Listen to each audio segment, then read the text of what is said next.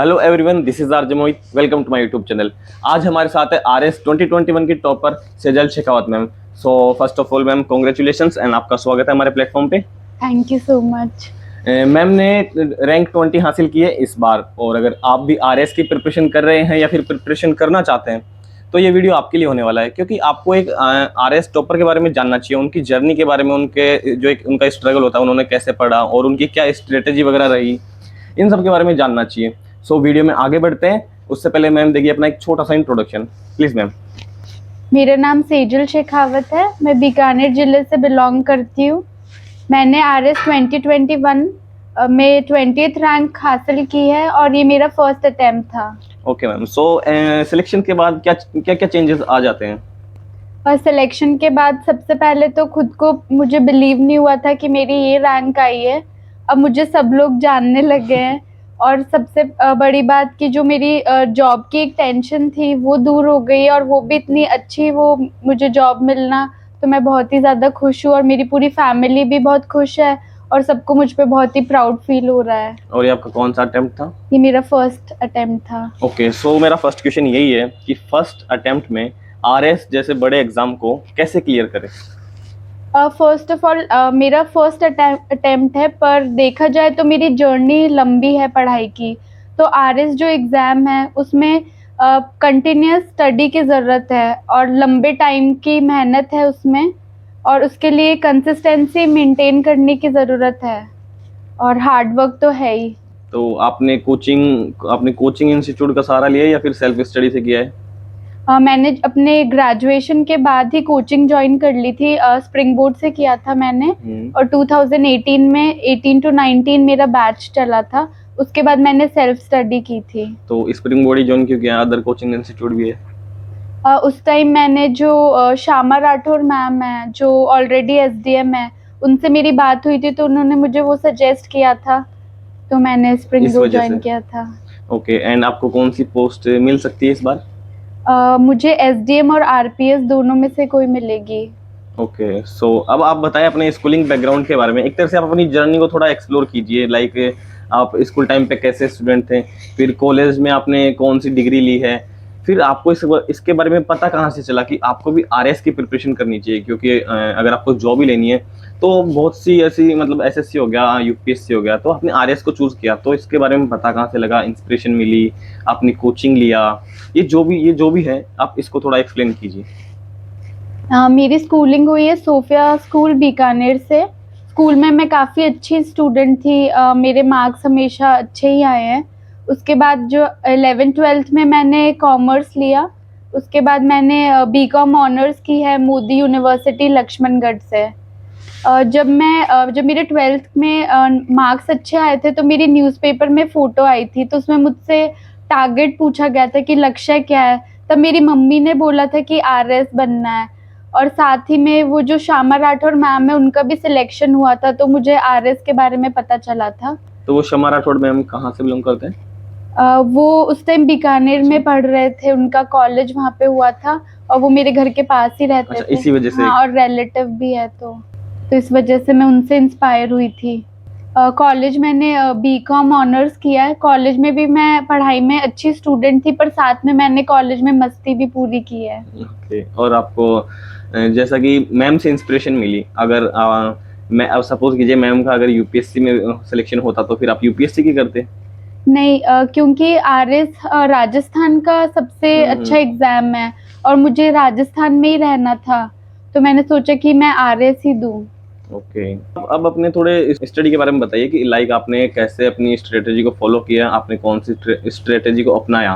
पहले आप बताइए प्रीलिम्स के बारे में, फिर उसके बाद बताइए आप मेंस के बारे में, और आप अपने थोड़े इंटरव्यू के मार्क्स और मेंस से लेके और इंटरव्यू के बीच में कितना गैप था, इसमें आपने कैसे प्रिपरेशन करी इंटरव्यू की, ये सब बताएं। सबसे पहले तो मैं कहना चाहूँगी कि जो प्री और मेंस है, तो जब हम तैयारी स्टार्ट करते हैं तो हम सिर्फ प्री पे फोकस करके ना करें, हम प्री और मेंस की तैयारी साथ में करें। साथ ही जो प्री है उसमें हमें कुछ चीज़ों पे, कुछ सब्जेक्ट्स पे फोकस करना होता है, जैसे कि इकोनॉमिक सर्वे है, उसमें से काफ़ी अच्छे क्वेश्चंस आते हैं और वो इजी भी होते हैं और स्कोरिंग होते हैं। साथ में क्योंकि अभी कट ऑफ बहुत इंक्रीज हो रहा है, तो उसके लिए हम मैथ्स भी कर सकते हैं। हालांकि मैंने मैथ्स इतनी नहीं की थी, पर अब जो कट ऑफ का हम देख रहे हैं कि कट ऑफ बढ़ रही है, तो फिर मैथ्स को हम स्कोरिंग मान सकते हैं। साथ में जो राजस्थान ज्योग्राफी है, क्योंकि वो उसके भी क्वेश्चंस बहुत इजी रहते हैं, क्योंकि हमारी वो जो सब्जेक्ट है वो छोटा है और क्वेश्चंस का जो नंबर है वो ज़्यादा रहता है। तो हम राजस्थान ज्योग्राफी है, और करंट अफेयर्स तो है ही जो अच्छे से करने होते हैं। साथ में प्री की टेस्ट प्रैक्टिस करें, क्योंकि कभी कभी होता है कि जो हम OMR है वो रॉन्ग फिल कर देते हैं। कभी हम क्वेश्चन सही से नहीं पढ़ते, क्वेश्चंस में लिखा होता है इनकरेक्ट, हम उसे पढ़ लेते हैं करेक्ट और गलत ऑप्शन मार्क कर देते हैं। तो टेस्ट प्रैक्टिस तो बहुत इम्पोर्टेंट है। उसके बाद जो मेंस है, मेंस के लिए जो हमें जब हमारा कोर्स अच्छे से हो जाए, 2-3 बार कोई एक सब्जेक्ट अच्छे से हो जाए, तो हम उसके शॉर्ट नोट्स बना सकते हैं। मैंने शॉर्ट नोट्स बनाए थे, क्योंकि ये एग्ज़ाम में 2 दिन में हमारे 4 पेपर्स होते हैं, तो वो हमें रिवीजन का फिर टाइम नहीं मिलता कि हम एक सब्जेक्ट को बहुत बार बार रिवाइज कर सके। शॉर्ट नोट्स होंगे तो हमारे वो टिप्स पे होंगे, तो हम बहुत जल्दी रिवीजन कर सकते हैं। और मेंस के लिए है कि जैसे जो छोटे सब्जेक्ट्स हैं हमारे, 6 छोटे सब्जेक्ट्स हैं, वो हम बहुत अच्छे से करें। पबैट बहुत अच्छे से करें, क्योंकि पबैट भी बहुत स्कोरिंग है। जो एथिक्स है वो भी अच्छे से कर सकते हैं, और उसमें एप्लीकेशन बेस्ड क्वेश्चंस आते हैं, तो उसको भी थोड़ा सा करंट से रिलेट करके हम आंसर राइटिंग कर सकते हैं। साथ में मेंस में आंसर राइटिंग की प्रैक्टिस बहुत अच्छे से हो, क्योंकि जब हमारा एग्जाम होता है तो हमें स्पीड भी मेंटेन करनी होती है, उसी टाइम पे सब सोचना भी होता है, तो वो सब प्रैक्टिस से ही आता है। जब मैं स्टार्टिंग में टेस्ट देती थी मेंस के लिए, तो मेरा टेस्ट पेपर टाइम पे नहीं कंप्लीट होता था। मैंने क्योंकि ऑनलाइन टेस्ट सीरीज ले रखी थी उस टाइम, तो मैं टाइमर लगाकर फिर टेस्ट देती थी, पर प्रैक्टिस के बाद वो भी सही हो गया। और है कि हम जो आंसर राइटिंग है, तो आंसर्स हम पॉइंट्स में लिखें, उनको करंट से रिलेट करें, एग्जाम्पल्स जितने हो सकते हैं वो दें, तो इससे मेंस बहुत अच्छे से हो सकता है। तो आपने जो टेस्ट सीरीज थी वो ऑनलाइन दी थी? हाँ, मैंने ऑनलाइन दी थी, फिर मैं वो फोटो क्लिक करके अपलोड करती थी, क्योंकि मैंने मेंस की तैयारी घर से रहकर की थी। मुझे बाहर थोड़ी प्रॉब्लम हो रही थी, तो मैंने घर पे रहकर दी थी। और आपने जब कोचिंग की तो आप उस टाइम जयपुर में रह रहे थे? हाँ, उस टाइम मैं जयपुर में रह रही थी। ओके। एंड आपने करंट अफेयर्स को कैसे कवर अप किया? प्रीलिम्स और मेंस में कितना परसेंट मतलब ऐसे वो वेटेज रहता है उसका? जो करंट है वो उसके अच्छे क्वेश्चंस आते हैं, मेंस में भी और प्री में भी। और जो मैंने पढ़ा है वो मैंने तो क्रोनोलॉजी से कवर किए थे, क्योंकि मेरा मीडियम इंग्लिश है, क्रोनोलॉजी हिंदी में आती है, तो मुझे स्टार्टिंग में प्रॉब्लम हुई, पर मैं जैसे पढ़ने लगी तो मुझे पता लगा कि इसमें क्या इम्पोर्टेंट है। क्रोनोलॉजी में भी बहुत सारी चीज़ें होती, पर हमें सब कुछ ना पढ़कर इम्पोर्टेंट चीज़ें पढ़नी होती है।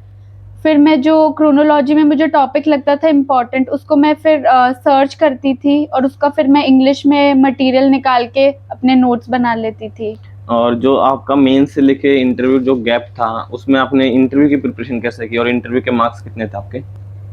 मेरे इंटरव्यू में मार्क्स थे 55, और मैंने जो प्रेपरेशन है मेंस के रिजल्ट के बाद, तो मेरी शादी हो गई थी दिसंबर 2022 में। उसके बाद मैंने सारी तैयारी अपने ससुराल में और मैं जयपुर में रहकर की है। तो जो मेरे इन लॉज है उन्होंने भी मेरी बहुत हेल्प की है, और जो मेरे हस्बैंड है वो ऑलरेडी 2018 में सिलेक्टेड है, तो उन्होंने भी मेरी बहुत हेल्प की है। और आपका डेली रूटीन क्या होता था? जो टॉपर्स होते हैं वो कितने घंटे पढ़ते हैं? क्या वो 10-12 घंटे 15 घंटे ऐसे पढ़ते हैं, या फिर 4-5 घंटे जो इतना ही पढ़ते हैं? मतलब ज़्यादा पढ़ते हैं या कम पढ़ते हैं?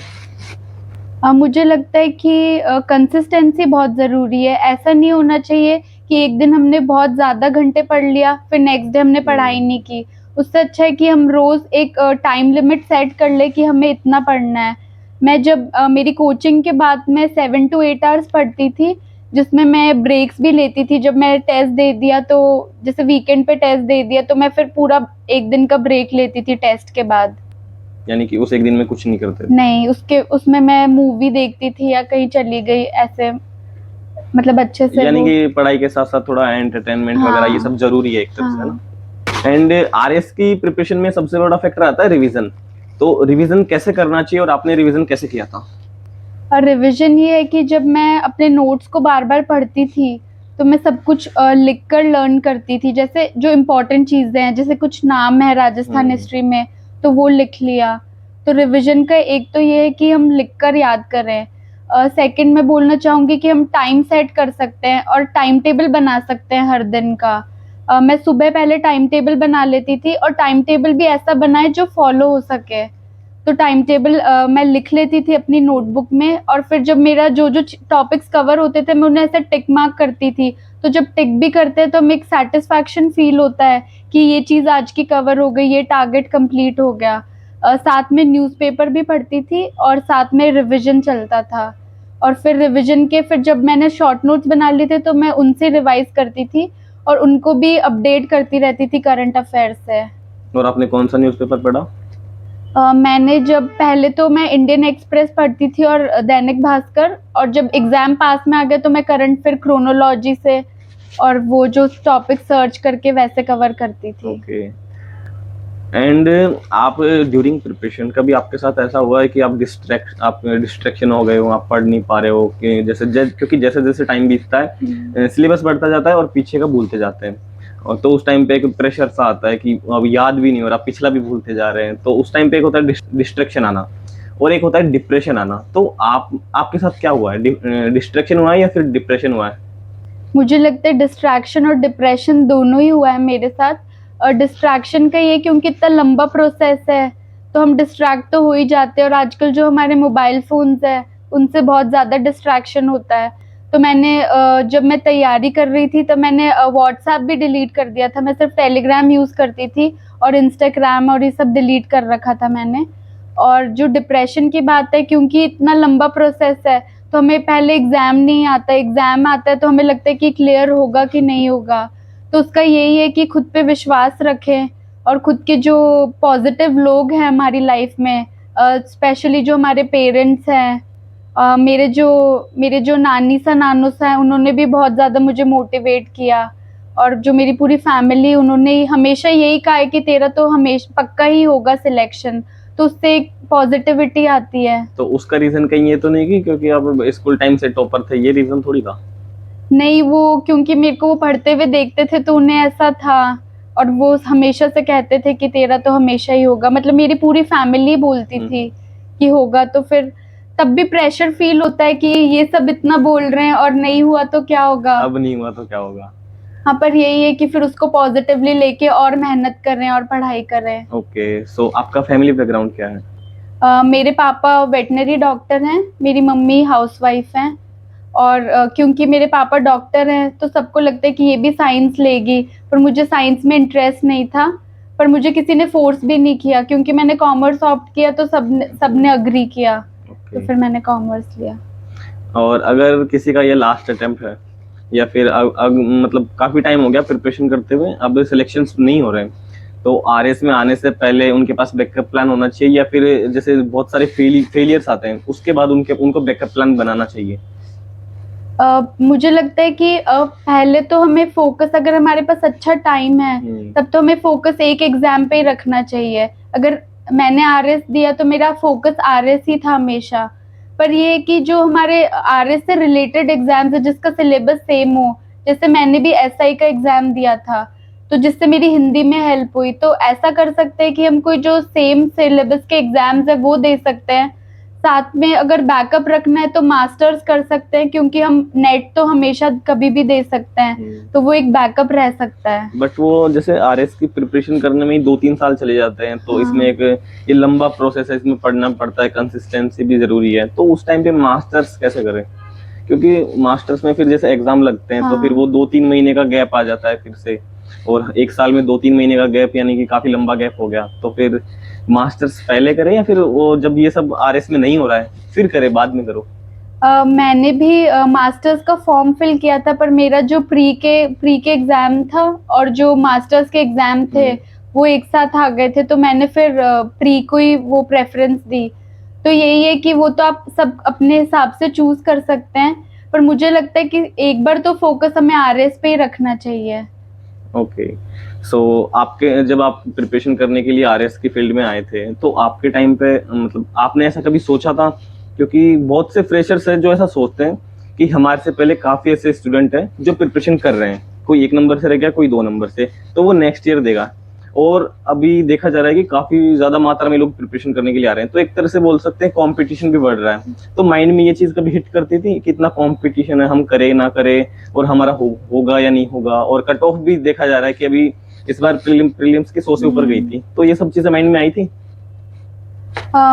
क्यों, मैंने कभी किसी को खुद से कंपेयर नहीं किया। जो पहले से सिलेक्टेड है, सॉरी, जो पहले से प्रिपरेशन कर रहे हैं, तो कभी मैंने ना उनके बारे में भी नहीं सोचा। मुझे लगता है हमेशा खुद को इम्प्रूवमेंट देखना चाहिए। जैसे टेस्ट के थ्रू देख लिया कि हमारे मार्क्स इंक्रीज हो रहे कि नहीं।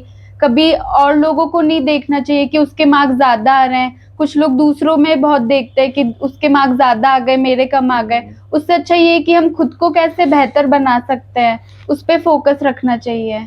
ओके, और अब आपका कोई मैसेज है एस्पिरेंट्स के लिए जो प्रिपरेशन कर रहे हैं, ताकि उनकी कुछ हेल्प हो सके, एक तरह से आपकी तरफ से कुछ टिप्स?